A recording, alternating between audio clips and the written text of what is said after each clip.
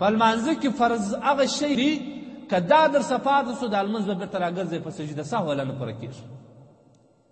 دا لمونځ به دا بېرته راګرځئ یو د لمانځه در مخه چې کوم دي شرطونه دي اول شرطونه وایو شرط څه معنا شرط دا معنا که د دغه شان پر ځای کړي نه چې ته شل ورځې پرله پسې لمونځ وکړې ستا لمونځ نه قبلېږي دغه شرطونه به ستا په یاد وي په ځان کې به دې راوستلي هم وي یوازې په یاد نه په ځان کې به دې راوستلي هم وي بیا به چې عبادت ته ودرېږي بیا به دې هغه عبادت قبلېږي دغسې نه قبلېږي اول شرط څه دی اول شرط دا دی طهارت البدن بدن به دې پاکي بیا اودسه به نه جنوب به نه حیزه به نه نفاسه به نه دا شی به نه د جنابت څه به هم پاکې که بیا اودس به هم کوې که دې اودس نه یې کړي چې دا ټوله ورځ الله تبارک وتعالی ته پر سجده ودرېږي هېڅ فایده نه کوي ختم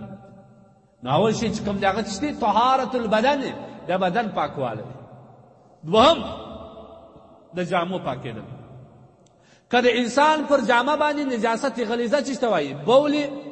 غټې بولې وینې مني دا ته نجاست غلیظه وایي که د انسان پر بدن باندې د یوه درهم اندازه یوه درهم دا په ورغوي کې چې څومره اوبه درېږي دې ته درهم وایي بعض کسان د دې غلط تعبیر کوي وایي یو ورغوي که یا په ورغوي کې چې څومره اوبه درېږي دغه ته درهم وایي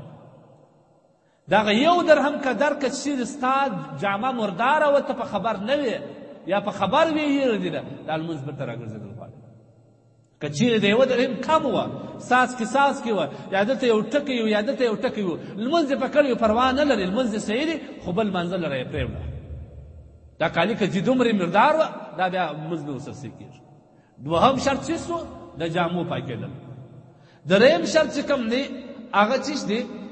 هغه دریم شی د ځای پاکېدل په کوم ځای چې ته لمونځ کوې دا غالۍ باندې کوې پر مسله باندې کوې پر مځکه باندې کوې او پر پټو باندې کوې دا ټول به پاک که یو مردار لمونځ نه سپه کېږي دا یې څلور درې او بل عورت به دې پټ وي د نارینه عورت چې کوم دی هغه د دغه نامه لاندې دا زنګنو پرې که دې دلته په ورانه کې دومره ځای ښکاره و چې هغه ورندې ښکاره کېدی غټ ځای و دا لمونځ نه سپه کېږي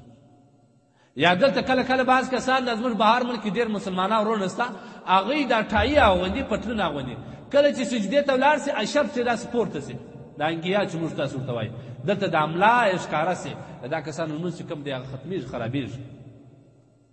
ځکه چې دا عورت دی د نامه لاندې دی عورت سو عورت ښکاره سي خو لمونځ ولاړې ختم سو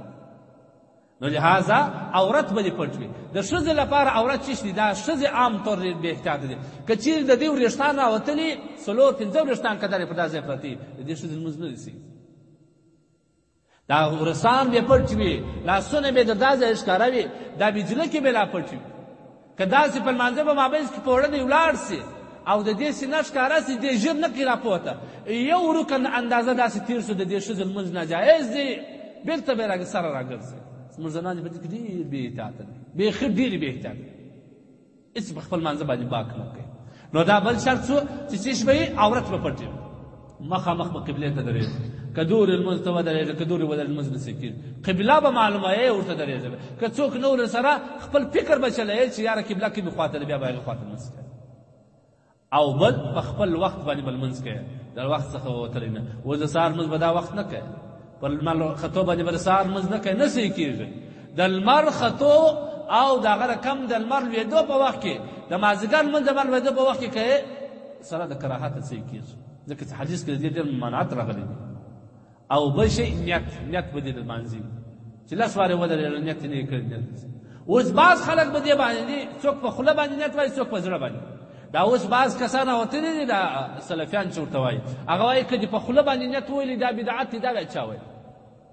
ګورې زموږ فقها لیکي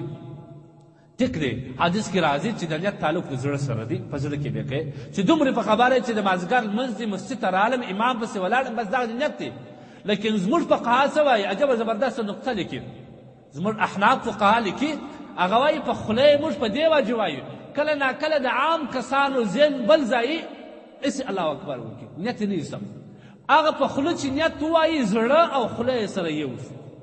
د زړه نیت او د خوله نیت سره یو سي نو بیا دا بهتره خبره سوه زړه یې متوجه سو نو په دې باندې موږ په خوله باندې نیت وایو نیت به هم کوي دا شپږ شیان دي دا به موږ تاسو سبا پورې ښه یادوو اول څه دی اول دا دی چې طهارت د بدن،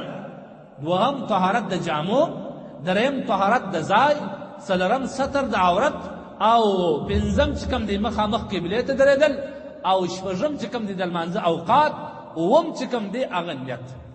الله جل جلاله دې موږ ته د ښه لمانځه توفیق راکړي. دا لمانځه ډېر مهم شی دی، بیخي مهم شی دی، او در ټولو موږ زیات کوتاهي په دې لمانځه کې کوو. رکوع مې څنګه ده، سجده مې څنګه ده، بل رکن مې څنګه دی. الله دې د ښه لمانځه توفیق راکړي. واخر دعوانا الحمدلله رب العالمین.